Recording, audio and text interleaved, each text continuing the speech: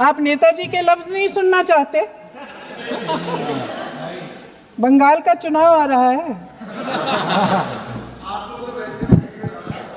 सुनिए सुनिए सुनिए सुनिए, हाँ कोई बात नहीं, हम तो देश के लिए हैं, हम देश के लिए हैं। आप चुनाव के लिए हैं, हम देश के लिए हैं।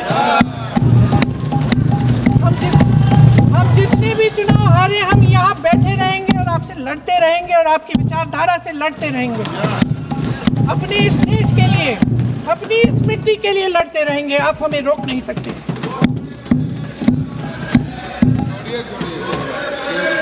सुन लीजिए सुभाष चंद्र बोस जी ने क्या कहा, सुन लीजिए, सुन लीजिए। My dear Jawahar, reference Vande Mataram. We shall have a talk in Calcutta and also discuss the question in the working committee if you bring it up there. I have written to Dr. Tagore to discuss this matter with you when you visit Santi Niketan. Please do not forget to have a talk with him when you visit Santi Niketan. ये 17 अक्टूबर को लिखी जाती है। 10 अक्टूबर को नेहरू जी इसका जवाब देते हैं और आपके और 20 अक्टूबर को, हाँ ठीक है, 20 अक्टूबर को नेहरू जी इसका जवाब देते हैं। इस जवाब की एक पंक्ति प्रधानमंत्री जी ने सुनाई, बाकी पंक्तियां क्यों नहीं सुनाई? क्योंकि उनमें नेहरू जी क्या कह रहे हैं? There is no doubt that the present outcry against Vande Mataram is to a large extent a manufactured one by the communalists. Whatever we do, we cannot pander to communalists' feelings, but to meet real grievances where they exist. I have decided now to reach Calcutta on the 25th morning. This will give me time to see Dr. Tagore as well as other friends. समझ रहे हैं आप? प्रधान चुप है तो समझ ही गए होंगे।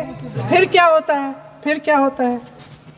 फिर नेहरू जी कलकत्ता जाते हैं और गुरुदेव जी से मिलते हैं और उसके अगले दिन गुरुदेव जी एक चिट्ठी लिखते हैं जिसमें वो लिखते हैं, अंग्रेजी में चिट्ठी है, उसका एक अंश मैं आपको हिंदी में बता देती हूँ, जिसमें गुरुदेव जी कहते हैं कि जो 2 अंतरे हमेशा गाए जाते थे उनका महत्व इतना गहरा था कि उस हिस्से को कविता के शेष हिस्से तथा पुस्तक के उन अंशों से अलग करने में उन्हें कोई कठिनाई नहीं थी। उन्होंने ये कहा कि स्वतंत्रता संग्राम में हमेशा से वही 2 अंतरे ही गाए जाते थे और उनको गाते हुए कुर्बानी देने वाले सैकड़ों शहीदों के सम्मान के लिए उन्हें ऐसे ही गाना उचित रहेगा।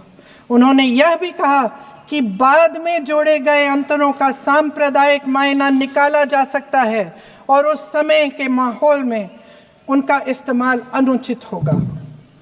इसके बाद 28 अक्टूबर 1937 में कांग्रेस की कार्य समिति ने अपने प्रस्ताव में वंदे मातरम को राष्ट्रगीत घोषित किया। आज जो तुष्टीकरण की राजनीति के विषय में बात हुई, यहां कुछ संसद के सदस्यों ने विषय को रखा और उसे तोड़ने मरोड़ने की भी कोशिश की गई। कहा गया कि सुभाष चंद्र बोस जी ने चिट्ठी लिखा था जवाहरलाल नेहरू जी को, जिसके आधार पर नेहरू जी ने स्पष्टीकरण दिया था। मैं कहना चाहूंगा कि सुभाष चंद्र बोस जी ने चिट्ठी नेहरू जी को इसलिए लिखा था क्योंकि CWC कांग्रेस वर्किंग कमेटी की जो मीटिंग कलकत्ता में अक्टूबर 1937 में होने वाली थी 26 तारीख को, उससे पहले 9 अक्टूबर को उसका एजेंडा आया था। एजेंडे में लिखा हुआ था कि CWC इस बार तय करेगी कि वंदे मातरम का क्या करना है, रखना है या विसर्जित कर देना है। सुभाष चंद्र बोस तड़प उठे थे।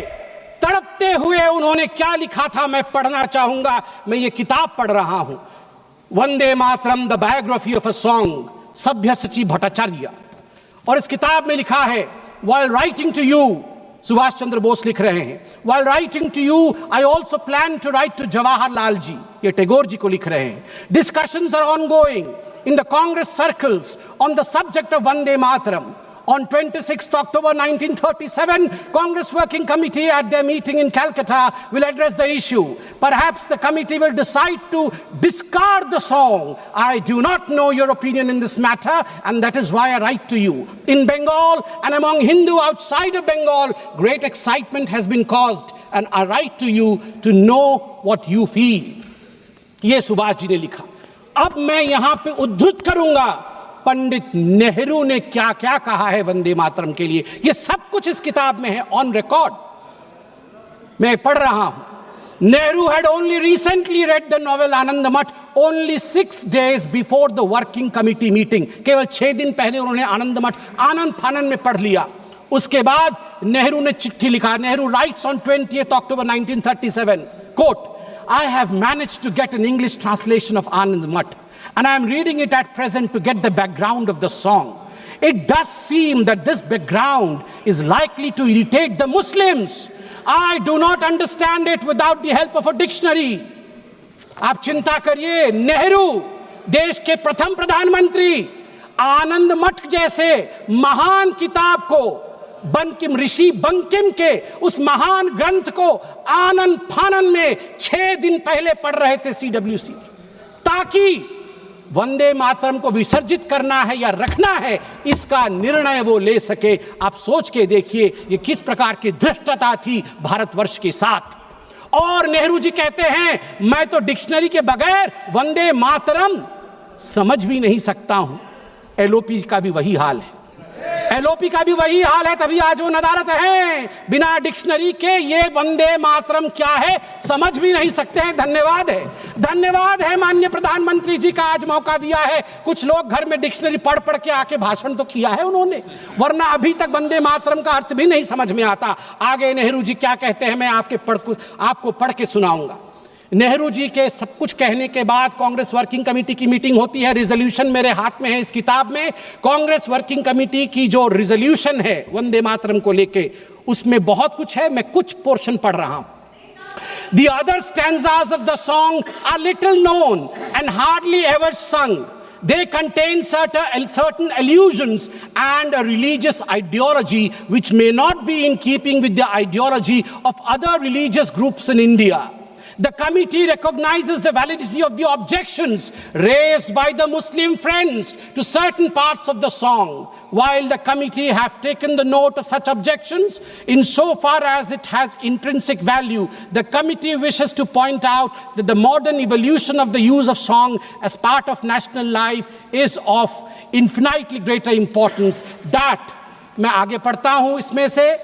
Taking all things into consideration, therefore, the committee recommended that whether the Vande Mataram is sung at national gatherings, only the first 2 stanzas should be sung with perfect freedom to organizers to sing any other song of an unobjectionable character. मतलब उनके मन में था कि Vande Mataram objectionable है और organisers के ऊपर छोड़ दिया गया कि आप कोई और गाना भी गा सकते हैं जो कि अनऑब्जेक्शनेबल नहीं है.